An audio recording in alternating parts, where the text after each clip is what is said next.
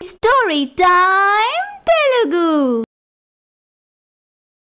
ఈరోజు మనం తెలుసుకోబోతున్న కథ చిన్న కోడలు 4వ భాగం. ధరణి తన సీట్లో కూర్చొని వర్క్ చేసుకుంటూ ఉంటుంది. సంధ్య తన దగ్గరకొస్తుంది. ధరణి, ఏమిటి మీ ఇంట్లో పరిస్థితి? మీ అత్తయ్య గారు ఏమంటున్నారు? కొంచెమైనా మారారా? లేదే, ఆవిడికి నాపై కోపం రోజు రోజుకి ఇంకా ఎక్కువ అవుతుంది తప్ప తగ్గడం లేదు. నాతో అసలు మాట్లాడమే మానేశారు. నన్ను చూస్తేనే శత్రువుని చూసినట్లుగా చూస్తుంది. ఈ అత్తలు ఇంతే, ఎప్పుడు ఎలా ప్రవర్తిస్తారో వాళ్ళకే తెలీదు. వీళ్ళని అర్థం చేసుకోవడానికి ప్రయత్నించడం కంటే ఊరుకోవడం మంచిదనిపిస్తుంది కొన్నిసార్లు. ఏమిటి నువ్వు కూడా అలా మాట్లాడుతున్నావు? మీ అత్తగారు కూడా ఇలాగే చేస్తున్నారా? మరీ మీ అత్తలా కాదులే గాని ఆవిడలో సగభాగం అనుకో. నాతో పోలిస్తే నువ్వు అదృష్టవంతురాలివే కదా. నీకు ఇంకో విషయం చెప్పనా?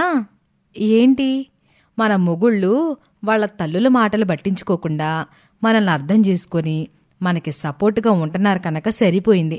లేదంటే మన అత్తలు ఈ పాటికే మనల్ని మన పుట్టింటికి తరిమేసేవాళ్ళు. అసలు నాకైతే మా మామయ్య గారికి బదులు మా అత్తగారు పోయినా బాగుండదేమో అనిపిస్తుంది ఒక్కోసారి. ఏమిటా మాటలు? నేను చెప్పేది నిజం. ఎక్కడైనా మామగారు కోడల్ని రాజి రంపాన్ని పెట్టినట్లు విన్నావా? అంతా అత్తలే చేస్తారు. అత్త ఒకనాటి కోడలే అంటారు కదా. ఈరోజు కోడలుగా ఉన్నా మన ఆలోచనలు కూడా రేపు అత్తలమయ్యాక మన అత్తల్లాగా మారతాయేమో, ఎవరికి తెలుసు. నేను మాత్రం మారను. నా కోడలని నా కూతురులాగా చూసుకుంటాను. ఒకప్పుడు మన అత్తలు కూడా కోడళ్ళుగా ఉన్నప్పుడు ఇలాంటి మాటలు చెప్పిన వాళ్లే. నీతో ఏం చెప్పినా తిప్పలే. కాలుకేస్తే వేలికి వేస్తావు, వేలికేస్తే కాలుకి వేస్తావు. మనం ఇలాగే కూర్చొని ముచ్చట్లు చెప్పుకోవడం మేడం గాని చూసిందంటే ఇద్దరిని జాబ్లో నుండి పీకి పారేస్తుంది. వెళ్ళి నీ పని చూసుకో, నా పని నన్ను చేసుకోనివ్వు. ఒకరోజు మనవరాలిని మనవళ్ళని చూడాలనిపించి ఉమాదేవి పెద్ద కోడలు మాలినికి తానింటికొస్తున్నానని ఫోన్ చేసి చెప్పి పెద్ద కొడుకు ఇంటికి వెళ్తుంది ఉమాదేవి. అత్తయ్యగారు, మీరొస్తున్నారని మీకిష్టమైన ఉల్లిపాయ పకోడీ చేశాను అని ప్లేట్ తెచ్చి హాల్లో కూర్చున్న అత్తగారి ముందు పెడుతుంది. ఏదైనా నా పెద్ద కోడలంటే పెద్ద కోడలే. ఎవరైనా నా పెద్ద కోడల తర్వాతే. నేనంటే ఎంత ఇష్టం, ఎంత గౌరవం. ఏం చేస్తాం అత్తయ్యగారు, ఆ మహాతల్లి మీ చిన్న కోడల వల్ల దేవతలాంటి మీతో కలిసుండే అదృష్టం నాకు లేకుండా పోయింది. అయ్యో, ఎందుకమ్మా అంత బాధపడుతున్నావు? ఇక నుంచి ఇక్కడే ఉంటానులే. ఏదో ఈవిడ్ని బుట్టలో వేసుకుందామని లేనిపోని ప్రేమ ఒలకబోస్తుంటే అదంతా నిజమే అనుకుంటున్నట్టుంది. పిచ్చది. ఈవిడిక్కడికి వస్తే ఈవిడి గారి కుండి పెట్టలేక చాకరీ చేయలేక నేను చావాలి. ఏమిటమ్మాయి ఆలోచిస్తున్నావు? ఏమీ లేదు అత్తయ్యగారు, మీరిక్కడికొస్తే మీ చిన్న కోడలికి అడ్డు చెప్పేవారు లేక దానికిష్టం వచ్చినట్టు చేస్తూ ఉంటుంది. ఇంటిపైన సర్వ హక్కులు దానివే అన్నట్టు ప్రవర్తించడమే కాక ఆవిడగారి అమ్మను కూడా తెచ్చి ఇంట్లో పెట్టుకుంటది. అందుకే మీరక్కడే ఉండి ఎప్పటికప్పుడు దాన్ని తోక కత్తిరిస్తూ ఉండాలి. అవునవును, అది నిజమే. నేను లేకపోతే అది ఆడిందే ఆట, పాడిందే పాటగా రెచ్చిపోతుంది. అప్పుడే కొడుకు ఉదయ్ ఇంటికొస్తాడు. ఎప్పుడొచ్చావమ్మా? బావున్నావా? నేను బాగున్నాన్రా. నువ్వెలాగున్నావు? ఇంట్లో జరుగుబాటు బాగానే ఉందా? ఉన్న డబ్బంతా స్థలానికి ఖర్చు చేసావు. ఎలా ఉంటున్నారో ఏం తింటున్నారోనని ఖర్చులకి కొన్ని డబ్బులు ఇచ్చి పోదామని వచ్చాను అని కొంత డబ్బు కొడుకు చేతిలో పెడుతుంది ఉమాదేవి. సరేరా, మీ తమ్ముడు విక్రమ్ దగ్గరికి వెళ్ళి అక్కడ కూడా కాసేపుండి అటునుంచటే మన ఇంటికి వెళ్ళిపోతాను. అలాగే అమ్మా. జాగ్రత్తగా వెళ్ళిరండి అత్తయ్య. ఉమాదేవి విక్రమ్ ఇంటికి బయలుదేరుతుంది. ఏంటండి ఈరోజు ఇంత పెద్ద సూట్ కేసు తెచ్చారు? ఏముందందులో? తలుపులు మూసిరా, చెప్తాను. రాగిని తలుపులు మూసి వస్తుంది. విక్రమ్ పెట్టెని తెరుస్తాడు. లోపల నిండుగా డబ్బుంటుంది. అమ్మో, ఇంత డబ్బే? ఈరోజు ఒక పెద్ద బిల్డర్కి పర్మిషన్ ఇచ్చినందుకు నాకీ డబ్బు లంచంగా ఇచ్చాడు. అబ్బా, ఇలాంటి బిల్డర్లు మరో 4-5 తగిలారంటే మన లైఫ్ తిరిగి చూసుకోనక్కర్లేదు. అప్పుడే తలుపు చప్పుడవుతుంది. ఎవరో వచ్చినట్టున్నారు, వెళ్ళి చూసిరా. రాగిని కిటికీలో నుంచి చూస్తుంది. మీ అమ్మగారు వచ్చారండి. అమ్మో, ఈ డబ్బు మా అమ్మ చూస్తే మా అన్న వదిని కూడా చెప్తుంది. అప్పుడు మావాడు నాపై పడి ఏడ్చి చేస్తాడు.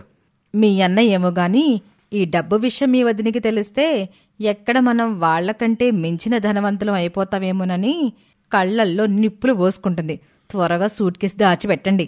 రాగిని తలుపులు తెరిచి, ఇన్నాళ్లకి మీకు మీ చిన్న కొడలు గుర్తొచ్చింది అత్తయ్యగారు, లోపలికి రండి. నా శరీరమే అక్కడుంది, మనసంతా ఎప్పుడు మీ ఇద్దరి కోడళ్ళ చుట్టూనే తిరుగుతూ ఉంటుందమ్మా. ఆదిత్య ఎలా ఉన్నాడమ్మా? వాడికే బాగానే ఉన్నాడు. పోనీలేరా, మీ అన్నయ్యలా కాకుండా నువ్వైనా కాస్త దర్జాగా బతుకుతున్నావు, ఖరీదైన ఇంట్లో ఉంటున్నావు. పిచ్చమ్మ, వాడు నాకంటే దర్జాగా బతుకుతున్నాడు. నీ ముందలా నటిస్తూ ఉంటాడు. అక్కడ కొద్దిసేపు ఉండి ఇంటికి వెళ్ళిపోతుంది ఉమాదేవి. అలా కొన్ని రోజులు గడుస్తాయి. ఒకరోజు ధరణి కంపెనీలో పనిచేస్తూ కళ్ళు తిరిగి కింద పడిపోతుంది. ధరణిని పైకి లేపుతుంది సంధ్య. ధరణి, ఏమైంది అలా పడిపోయావు? ఏమిటోనే, ఉన్నట్టుండి ఏదో మైకంగా కళ్ళు తిరిగినట్లు అనిపించింది. ఇదిగో ఈ మంచినీళ్ళు తాగు. ధరణి మంచినీళ్లు తాగుతుంది. ఇప్పుడెలా ఉంది? ఇంకా అలాగే ఉంది. నేను వెళ్ళి మేడంని పిలుచుకొని వస్తాను అని వెళ్ళి సునందని పిలుచుకొని అక్కడికి సంధ్యొస్తుంది. ఏంటి ధరణి, ఏమైంది అని చెయ్యి పట్టుకుని చూస్తుంది సునంద. వాంతొచ్చినట్టుగా అనిపిస్తుంది మేడం. ఇంకా ఏమనిపిస్తుంది? కళ్ళు తిరుగుతున్నట్టు, కడుపులో తిప్పుతున్నట్టు, బాగా నీరసంగా అనిపిస్తుందా? అవును మేడం, సేమ్ మీరు చెప్పినట్లుగానే ఉంది. కంగ్రాట్స్ ధరణి, నువ్వు తల్లివి కాబోతున్నావు. నిజమా madam? Thank you so much. Congrats Dharani. Thanks Sandhya. ఒట్టి థ్యాంక్స్ చెప్పి తప్పించుకుంటే కుదరదు, పార్టీ ఇవ్వాలి. అలాగే ఇస్తానులే, ముందు ఈ విషయం మా ఆయనకి చెప్పాలి అని భర్తకి ఫోన్ చేసి విషయం చెప్తుంది. ఆ శుభవార్త విని ఆనందం పట్టలేక ఎగిరి గంటేస్తాడు Aditya. Thank you so much Dharani, నేనిప్పుడే నీ దగ్గరికి బయలుదేరుతున్నాను. ఆదిత్య స్వీట్ బాక్స్ తీసుకొని ధరణి దగ్గరికి వస్తాడు. ధరణి ఆదిత్య తెచ్చిన స్వీట్స్ని తన కొలీగ్స్కి పంచుతుంది. భార్యని తీసుకుని ఇంటికొస్తాడు. అమ్మా, ఇదిగో ఈ స్వీట్ తీసుకో. ఇప్పుడు స్వీట్లు ఎందుకురా? నువ్వు నాయనమ్మవి కాబోతున్నావు. హాహా, ఎంత శుభవార్త చెప్పావురా. చిన్నొదిన మళ్ళీ తల్లి కాబోతుందా? ఆ మాటకి ఆదిత్య, అదేంటమ్మా అలా అంటావు? చిన్న వదిన తల్లి కాబోతుంటే విక్రమ్ అన్నయ్య చెప్పేవాడు కదమ్మా.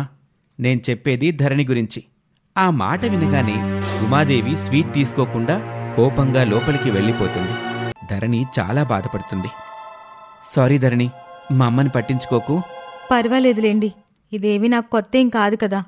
రేపటి నుంచి నువ్విక జాబ్కి వెళ్ళొద్దు. అలాగేనండి. ధరణి తాను తల్లి కాబోతున్న విషయం తన తల్లి సావిత్రమ్మకి ఫోన్ చేసి చెప్తుంది. సావిత్రమ్మ చాలా సంతోషిస్తుంది. మరోవైపు విషయం తెలుసుకొని ధరణికి ప్రెగ్నెన్సీ వచ్చినందుకు తెగ అసూయపడిపోతారు పెద్ద కోడలిద్దరు. బాధపడకే, వాళ్ళకా సంతోషం ఎక్కువ రోజులుండదు. అదెలా? జరిగేది చూస్తూ ఉండు, నీకే అర్థమవుతుంది. ఒకరోజు సావిత్రమ్మ కడుపుతో ఉన్న కూతురికి ఇష్టమైన పిండి వంటలు, పండ్లు తీసుకుని చూడ్డానికొస్తుంది. తల్లిని చూసిన ధరణి చాలా సంతోషిస్తుంది. అక్కడే హాల్లోనే కూర్చొని ఉన్న ఉమాదేవిని చూసిన సావిత్రమ్మ, బాగున్నారా వదిన గారు? ఆ మాటకి ఏమీ సమాధానం చెప్పకుండా అక్కడ్నుంచి లేచి కోపంగా వెళ్ళిపోతుంది ఉమాదేవి.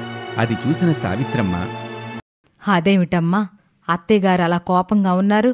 ఏమైందమ్మా? ఇంట్లో మీ తోడుకోడలు కూడా కనిపించట్లేదు. ఆ మాటకి ధరణి ఇంట్లో జరిగిన మొత్తం విషయం చెప్తుంది. అది విన్న సావిత్రమ్మ, అయ్యో, అలా జరిగిందా తల్లి? మంచి అల్లుడు దొరికాడు. నువ్వు తల్లివి కాబోతున్నావని చాలా సంతోషపడ్డాను. కాని ఇలా జరుగుతుందని అనుకోలేదమ్మా అంటూ సావిత్రమ్మ బాధపడుతుంది. కొద్దిసేపటికి తేరుకొని, అమ్మా ధరణి, నువ్వేమి ఇవన్నీ మనసులో పెట్టుకుని బాధపడకమ్మా. ఇప్పుడు నువ్వు అసలే కడుపుతో ఉన్నావు. త్వరలోనే అందరూ నిన్ను అర్థం చేసుకుంటారులేమ్మా అని కూతురికి ధైర్యం చెప్పి సాయంత్రం అల్లుడు ఆఫీస్ నుండి వచ్చే వరకు ఉండి తన ఇంటికి బయలుదేరి వెళ్ళిపోతుంది సావిత్రమ్మ. ఇలా రోజులు గడుస్తూ ఉంటాయి. ఒకరోజు పోలీసులు ఎంఆర్ఓ ఆఫీస్కొస్తారు. Mister Aditya, your under arrest. ఎందుకు సార్? నేనేం తప్పు చేశాను? ఏం తప్పు చేశావా? లంచం తీసుకున్నావు. ఎస్ఐ గారు, ఆదిత్య చాలా నిజాయితీపరుడు, అలాంటివాడు కాదు.